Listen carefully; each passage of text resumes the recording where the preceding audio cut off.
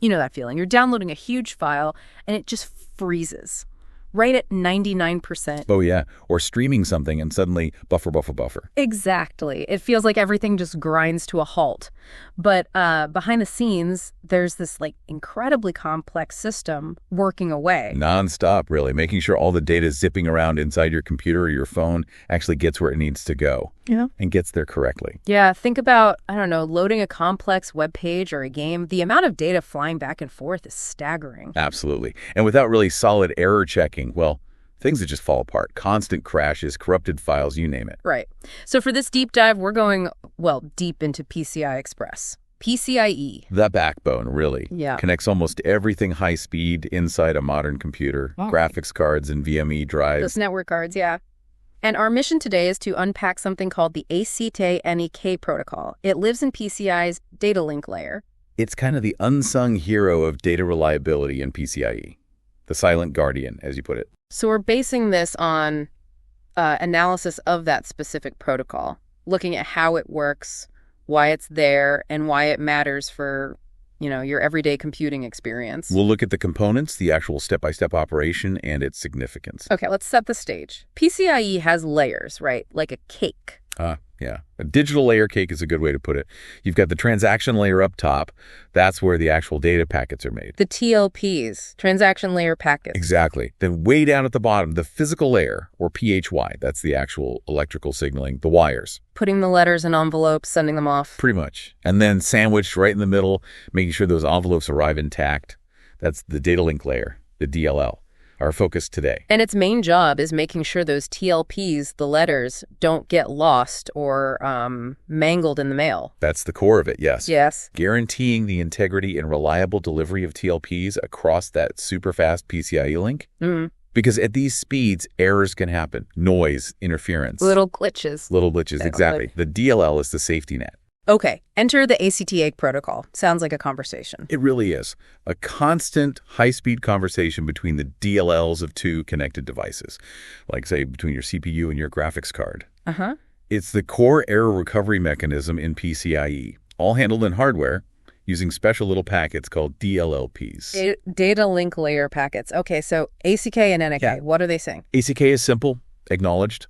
The receiver's DLL sends an ACK back to the transmitter saying, yep, got that TLP or maybe a batch of TLPs. Everything looks good. Okay. And when the transmitter gets that ACK, it knows it's safe to discard the copies of those TLPs it was holding on to. Holding on to where? We'll get to that, I assume. We will. That's the replay buffer. But yeah, ACK means success. And NAK, I'm guessing, is nope. Pretty much. NAK means negative acknowledgement. The receiver sends that back when it detects a problem. What kind of problem? Two main things usually. Either the packet failed its integrity check, the LCRC check, link cyclic redundancy check, we'll dig into that, or the receiver got a packet with a sequence number it wasn't expecting. Ah, sequence numbers, like numbering pages. Exactly like numbering pages. The transmitter's DLL slaps a 12-bit sequence number onto every TLP it sends out. Using a counter? Yep, a counter called next transmit key. It just increments for each TLP, goes 0, 1, 2, up to 4095, then wraps back to 0. Modulo 4 is 096 arithmetic. Okay, center numbers, the pages. What's the receiver doing? The receiver has its own counter, NEC-STR-CVCQ. That tracks the sequence number of the next page it expects to see. Ah, so if it gets page 5, then page 7. It knows page 6 is missing. That triggers a NIC. Got it. And the transmitter also keeps track of what's been AC'd. Right. It has a register, ACK-DCQ, that stores the sequence number of the last TLP that was successfully acknowledged by the receiver. These three, next transmit C, next transmit EQ, and the KCQ, they all work together. Okay, and that other check, the LCRC, how does that work? The link CRC, it's a 32-bit value. The transmitter calculates it based on the entire TLP, header, data payload, even that sequence number. Okay. Then it tacks that LCRC onto the end of the TLP before sending it. And the receiver? The receiver gets the TLP, performs the exact same calculation on the data it received. And compares the results. Precisely. If its calculated LCRC doesn't match the LCRC that came with the TLP, it knows the data got corrupted somewhere along the link. And that triggers a NIC too. Yep. LCRC mismatch is a primary reason for sending a NIC. This page is smudged. Send it again. So sequence numbers catch lost or out-of-order pages. LCRC catches corrupted pages. Makes sense. Now, is this ACKNAK chat happening across the whole system, or? Good question. It's strictly per link. point to point. Meaning? Meaning the ACKNAK conversation only happens directly between two connected components. So between your CPU root port and a PCIe switch, that's one ACKNAK link. Okay. Then between that switch and, say, your NVMe SSD, that's a completely separate ACKNAK link. So when a packet goes through a switch... The switch receives the TLP on its incoming port. Does the ACKNAK dance with the device that sent it? If it's okay and needs forwarding... The switch's outgoing port starts a brand new ACKNAK conversation with the next device downstream. It calculates a fresh LCRC for that new link, uses potentially different sequence numbers for that link. So an error on one link doesn't mess up the others. Exactly. It isolates faults. Very important for reliability. An LCRC error between the CPU and switch doesn't affect the link between the switch and the SSD. That sounds robust. Now, you mentioned something about a sliding window protocol. Sounds efficient, but maybe complex. It is efficient. Think about it. If you sent one TLP, waited for the ACK, sent the next, waited. Yeah. That would be incredibly slow, right? Stop and wait. Yeah, tons of dead time on the link. Right. So the sliding window, using those sequence numbers in the replay buffer we'll get to, lets the transmitter send out multiple TLPs before it gets ACKs back for the first ones. Like sending a whole batch of pages before waiting for confirmation. Exactly. There's a limit, of course. The window size, you can't get too far ahead, maybe send up to, say, 2047 packets beyond the last acknowledged one, but it keeps the link busy. Pipelining the data. Precisely. Much higher throughput. The sequence numbers still ensure the receiver can detect missing or out-of-order packets within that window and request retransmissions via ACKNAK. So you get speed and reliability. Okay. Now, LCRC is mandatory, you said. But there's also an optional eCRC, end-to-end CRC. Yeah, important difference. LTRC, link CRC, is mandatory, happens at the data link layer, protects data integrity across one specific link. If it fails, the DLL handles it automatically with ACKs and replays. Okay. eCRC, end-to-end CRC, is optional. It lives up in the transaction layer. It's calculated by the original source of the data and checked only by the final destination. What does it protect against? It protects against errors that might happen inside a device, like memory corruption within a switch, while the TLP is temporarily stored there. Stuff LCRC wouldn't catch because it didn't happen on the link. So LCRC is like the postman checking the envelope wasn't damaged in transit between post offices. Right. And eCRC is like the sender and receiver checking the letter inside wasn't messed up somehow while sitting in the post office. That's a really good analogy, actually. And eCRC errors usually need software intervention, unlike LCRC errors, which are hardware handled. Got it. Okay, let's talk about that holding area you mentioned, the replay buffer, sometimes called the retry buffer. Yep, same thing, replay buffer or retry buffer. It's basically temporary storage inside the transmitter's data link layer. And it holds? It holds a copy of every single TLP that the transmitter sends out. Why? Just in case. If the receiver sends back a ACK saying, hey, TLP number 123 was bad, or I never got TLP number 123, the transmitter needs that copy ready to send again immediately. Without having to bother the layer above, the transaction layer. Exactly. The replay happens entirely within the DLL hardware. Fast and automatic. So how does it work? When does a TLP go into the buffer and when does it leave? Okay, so when a TLP comes down from the transaction layer, a copy gets put into the replay buffer before it's even sent over the wire. Proactive copy. Right. Then, when the transmitter gets an ACK back from the receiver, that ACK contains the sequence number of the last successfully received TLP.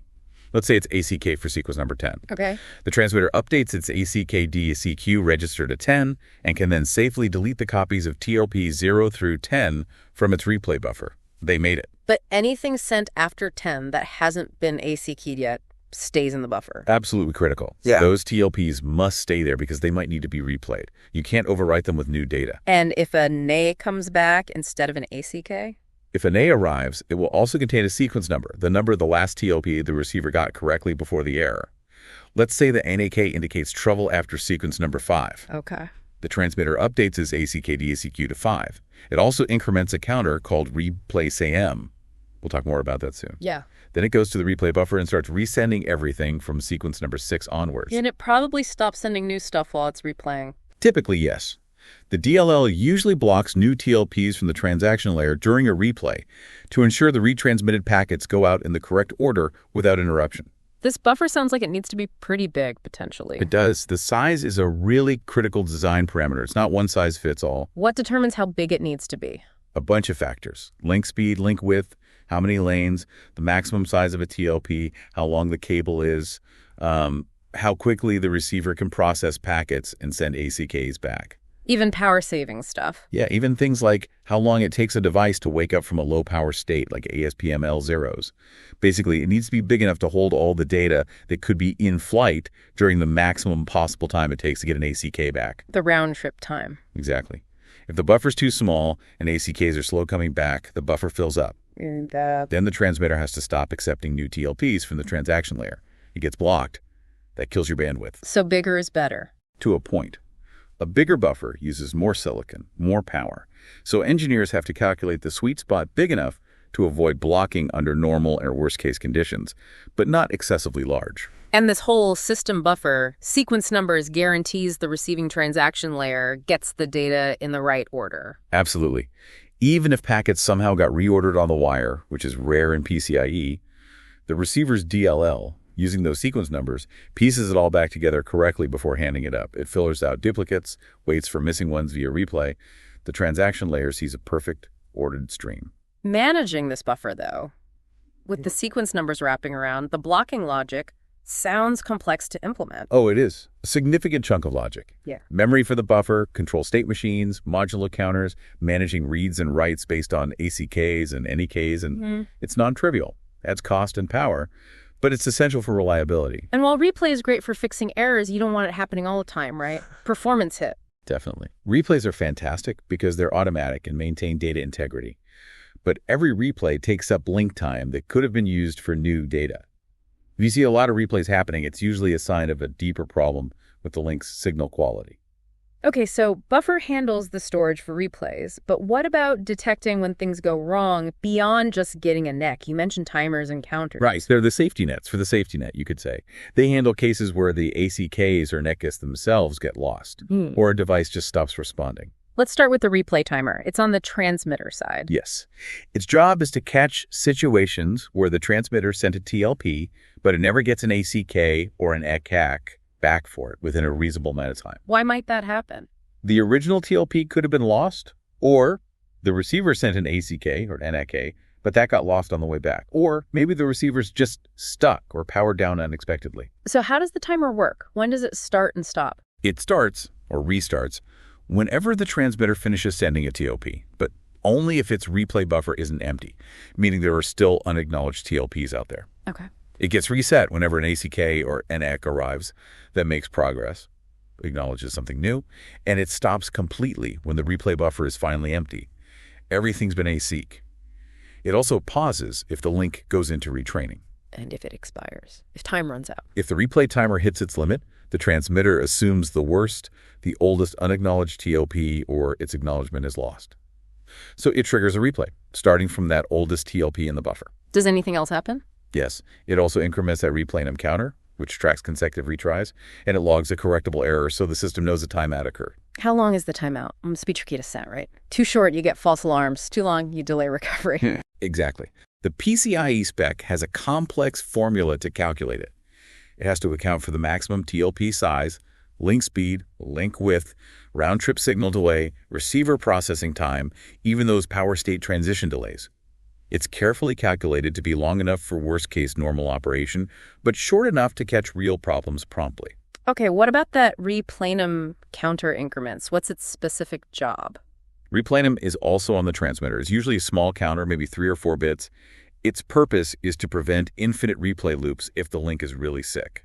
Like if every replay attempt also fails. Precisely.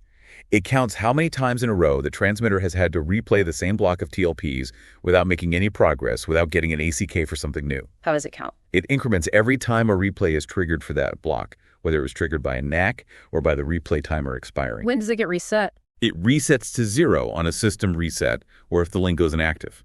But most importantly, during operation, it resets only when an ACK arrives that acknowledges TLPs beyond the sequence number that was causing the replays. That signals progress is being made. Okay, but what if progress isn't made? What if replanum hits its maximum count and rolls over? If it rolls over, tries to replay the same thing, say 3 or 4 times in a row, and fails, the DLL decides simple replays aren't working. The problem is deeper. So then what? It triggers something much more drastic. a full link retraining. It tells the physical layer, we need to reset this link and try to reestablish communication from scratch. Which probably involves renegotiating speed and stuff. Exactly. Retraining tries to find stable settings. Right. It interrupts data flow, obviously, but it's necessary for severe persistent link issues. A replanum rollover is also logged as a correctable error. So replay timer catches lost ACKNAKs, replanum stops infinite loops and triggers retraining. What about the timer on the receiver side? ACKNAK latency timer. Ah, yes.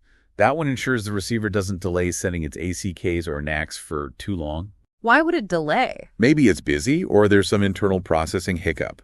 But if it delays too long, the transmitter's replay timer might expire unnecessarily, causing spurious replays. So this timer forces the receiver to be prompt. Kind of. It tracks the time since the receiver last scheduled an ACK or NAC to be sent. If this timer expires, the receiver must schedule an appropriate ACK or NAC based on its current state right away. It keeps the conversation flowing. So the transmitter's replay timer and the receiver's ACKNAK latency timer have to work together, timed correctly relative to each other. Absolutely. They are cooperatively timed to ensure efficient error recovery without unnecessary timeouts based on the link characteristics. It feels like replay timer and replanum are like level 1 and level 2 tech support for the link. Huh. That's a good way to think about it. Replay timer and NACs handle the common glitches with a quick replay. Replayum deals with the stubborn problems by escalating to retraining. It's an intelligent escalation. Okay, we have all the pieces. ACKs, sequence numbers, LCRC, the replay buffer, timers, counters. Let's walk through some specific errors. What about a simple corrupted TLP? Bits flipped during transit. Okay, so the receiver gets the TLP. Its DLL runs the LCRC calculation. It doesn't match the LCRC sent with the packet. Error detected. What does the receiver do? First, it throws away the corrupted TLP. Garbage data. Doesn't pass it up. Second, it sends the NA back to the transmitter. And the NA says that the NK contains the sequence number of the last TLP it received correctly before this bad one. Let's say it got TLP5 fine, but TLP6 was corrupted. The NK will refer to sequence number 5. And it doesn't advance its own expected sequence number counter? Correct. Next CRCVSQ stays put, still expecting number 6. Okay, transmitter gets the NAK referring to 5. Then what? Transmitter updates its ACKDC to 5. Increments replayum because it's about to retry. Goes to its replay buffer, finds TLP6, and retransmits it, and any subsequent ones it might have sent after 6. Makes sense. What if a TLP just vanishes? Completely lost? Okay, transmitter sends TLP5, then TLP6, then TLP7. Right. But TLP6 gets lost. The receiver gets TLP5 fine, then TLP7 arrives. But the receiver was expecting TLP6. Exactly. Its next to your CVDSQ is waiting for 6, but it sees 7. Big gap. So discards TLP7. And sends a NAC. Yep. Sends a NAC, again referring to the last one it got correctly, which was sequence number 5. And again, doesn't advance next to your CVSQ. Transmitter gets the NAC for 5, updates a TLPC to 5, increments replayum, goes to the buffer, and replays starting from. Starting from the missing one, TLP6, it will resend 6, then 7, and so on. Okay. What if the TLP arrives fine, the receiver processes it, sends an ACK, but the ACK gets lost on the way back? Ah, the lost acknowledgement scenario. Transmitter sent TLP6, receiver got it, processed it, sent ACK6, but ACK6 disappears. So the transmitter's just waiting. Waiting and waiting. Its replay timer for TLP6 is ticking down. Eventually, it expires. Timeout. What happened? Transmitter assumes TLP6 or ACK6 was lost. It increments replayum. It goes to its replay buffer and replays TLP6, the oldest unacknowledged one. But the receiver already got TLP6. Right. So when the replayed TLP6 arrives, the receiver sees its sequence number 6 is not what it's currently expecting. It would be expecting 7 or higher now. It recognizes it as a duplicate. Does it NAC it? No, importantly, it discards the duplicate TLP. But it does send another ACK back. An ACK for TLP6 again? Yes, an ACK for the highest sequence number it has successfully received in order, which in this case was the original TLP6. This re-ACK helps the transmitter realize, okay, 6 did make it eventually, allows it to clear 6 from its buffer, reset replanum perhaps, and get back in sync. So the timeout and replay handles lost ACKs. What if the ACK or NAC itself gets corrupted? You said DLLPs have their own CRC. They do, a 16-bit CRC. If a DLLP, like an ACK or NAC area, arrives at a device and fails its own CRC check, the receiving DLL just discards it silently. Doesn't send anything back. Nope, just drops it. Now, if that discarded DLLP was the ACK the transmitter was waiting for, then the transmitter's replay timer will eventually expire, just like in the lost ACK scenario. Exactly. The consequence of the corrupted discarded ACK is a timeout on the transmitter side, which then leads to a replay of the original TLP, so it recovers indirectly. Okay, that covers quite a few scenarios. Now, what about these nullified TLPs? Sounds deliberate. It is deliberate. Nullification is when the transmitter realizes there's a problem with the TLP after it has already started sending it. Like what kind of problem? Maybe the transaction layer tries to read the data payload from memory, and only after the header has started going out the door, it gets an uncorrectable memory error.